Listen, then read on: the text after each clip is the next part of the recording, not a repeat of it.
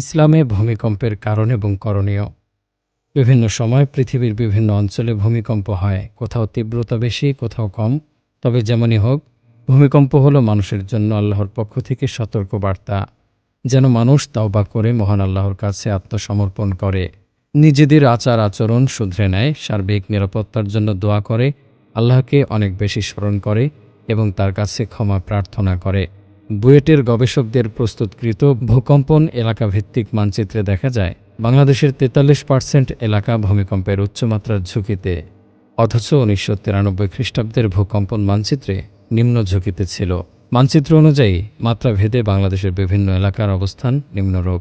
তবে দেখা যাচ্ছে 1960 খ্রিস্টাব্দের পর থেকে ভূমিকম্পের হার বেড়ে গেছে, ঘন ঘন ভূমিকম্প হচ্ছে।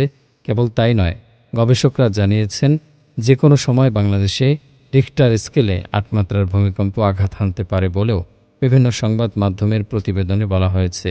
প্রাকৃতিক নানা বিপর্যয়ের অন্যতম কারণ মানুষের অপকর্ম। এগুলোর পথ ধরেই মানুষ কিয়ামতের দিকে এগিয়ে যাচ্ছে। এ প্রসঙ্গে সতর্ক করে প্রিয়নবী হজরত মুহাম্মদ সাল্লাল্লাহু আলাইহি সাল্লাম বলেন, যখন অবৈধ উপায়ে সম্পদ অর্জিত হবে, কাউকে বিশ্বাস করে সম্পদ গচ্ছিত রাখা হবে, কিন্তু তা আত্মসাৎ করা হবে, অর্থাৎ যার সম্পদ সে আর ফেরত পাবে না। জাকাতকে দেখা হবে জরিমানা হিসেবে। ধর্মীয় শিক্ষা ছাড়া বিদ্যা অর্জন করা হবে। একজন পুরুষ তার স্ত্রীর বাধ্যগত হয়ে মায়ের সঙ্গে বিরূপ আচরণ করবে, বন্ধুকে কাছে টেনে নেবে আর পিতাকে দূরে সরিয়ে দেবে। মসজিদে উচ্চস্বরে শোরগোল কথাবার্তা হবে। যখন সবচেয়ে দুর্বল ব্যক্তিটি সমাজের শাসকরূপে আবির্ভূত হবে, সে সময়ে তোমরা অপেক্ষা করো রক্তিম বর্ণের ঝড়ের, এসিড বৃষ্টি, ভূকম্পনের, ভূমিধসের, রূপ বিতর্কির, লিঙ্গ পরিবর্তন, পাথর বৃষ্টির এবং সুতো ছেঁড়া তাসবিহ দানার ন্যায় একটির পর একটি নিদর্শনগুলোর জন্য। আল্লামা ইবনু কাইয়িম রহমতুল্লাহি আলাইহি বলেন, মহান আল্লাহ মাঝে মাঝে পৃথিবীকে জীবন্ত হয়ে ওঠার অনুমতি দেন, ফলে বড় ধরনের ভূমিকম্প অনুভূত হয়। তখন এই ভূমিকম্প মানুষকে ভীত করে। তারা মহান আল্লাহর নিকট তাওবা করে পাপকর্ম ছেড়ে দেয়, আল্লাহর প্রতি ধাবিত হয় এবং তাদের কৃত পাপকর্মের জন্য অনুতপ্ত হয়ে মোনাজাত করে। আগেকার যুগে যখন ভূমিকম্প হতো, তখন সঠিক পথে পরিচালিত সৎকর্মশীল লোকেরা বলতো, মহান আল্লাহ আমাদেরকে সতর্ক করেছেন। ভূমিকম্প বিষয়ে পবিত্র কোরআনে জিলজাল নামে স্বতন্ত্র একটি সূরা নাজিল করা হয়েছে। মানুষ শুধু কোনো ঘটনার কারণ সম্পর্কে জানতে আগ্রহী হয় এবং ভূতত্ত্ব বিজ্ঞানও এই কার্যকারণ সম্পর্কে আলোচনা করে থাকে। মহান আল্লাহ বলেন, আমি ভয় দেখানোর জন্যই তাদের কাছে আযাবের নিদর্শনগুলো পাঠাই।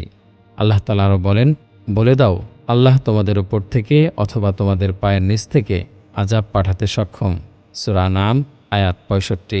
বুখারী শরীফে আছে, জাবির ইবনে আব্দুল্লাহ রাদিয়াল্লাহু আনহু থেকে বর্ণিত, তিনি বলেন, যখন তোমাদের পায়ের নিচ থেকে আযাব পাঠাতে সক্ষম আয়াতটি নাজিল হলো, তখন রাসূল সাল্লাল্লাহু আলাইহি সাল্লাম বলেন, হে আল্লাহ, আমি আপনার কাছে আশ্রয় প্রার্থনা করছি।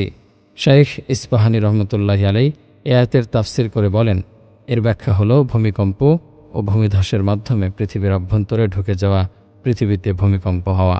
রাসূল সাল্লাল্লাহু আলাইহি সাল্লাম বলেছেন, যে পর্যন্ত না ইলম উঠিয়ে নেওয়া হবে, অধিক পরিমাণে ভূমিকম্প হবে, সময় সংকুচিত হয়ে আসবে, ফিতনা প্রকাশ পাবে এবং খুন খারাপি বাড়বে, তোমাদের সম্পদ এত বাড়বে যে উপচে পড়বে। বর্তমানে যেসব ভূমিকম্প ঘটছে তা মহান আল্লাহর প্রেরিত সতর্ককারী নিদর্শনগুলোর একটি। এগুলো দিয়ে তিনি তার বান্দাদের সাবধান করে থাকেন। কার্যত এগুলো মানুষের পাপ ও অপরাধের ফল। আল্লাহ বলেন, যে বিপদ আপদই তোমাদের উপর আসুক না কেন, তা হচ্ছে তোমাদের নিজেদের হাতের কামাই, আর আল্লাহ তোমাদের অনেক অপরাধ ক্ষমা করে দেন। সূরা শূরা আয়াত 30। কয়েক বছর আগে নেপালে ভূমিকম্প হলে সেখানকার হিন্দু ধর্মীয় নেতৃবৃন্দ বলেছিলেন, বহু পূর্বেই আমরা অশ্লীলতা ও বেহায়াপনার আধিক্য দেখে সবাইকে সাবধান করেছিলাম। অন্যায় ও পাপাচার বৃদ্ধি পাওয়ায় ভগবান ক্ষুব্ধ হয়ে ভূমিকম্পরূপে শাস্তি পাঠিয়েছেন। ভারতের মন্দিরে আতশবাজি বিস্ফোরণে শতাধিক ভক্ত নিহত ও প্রায় 300 গুরুতর আহত হওয়ার পেছনেও পাপাচারের মানুষের সীমালঙ্ঘনকে দায়ী করেছে ধর্মীয় নেতারা। বছর কয়েক আগে কেদারনাথে প্রবল বন্যায় বহু হতাহতের জন্যে মানুষের পাপ ও সীমালঙ্ঘনকেই দায়ী করা হয়। ইহুদি ও খ্রিস্ট ধর্মেও এমন ধারণা প্রতিষ্ঠিত। প্রত্যেক মুসলমানের খুবই আন্তরিকভাবে মহান আল্লাহর কাছে তাওবা করা উচিত।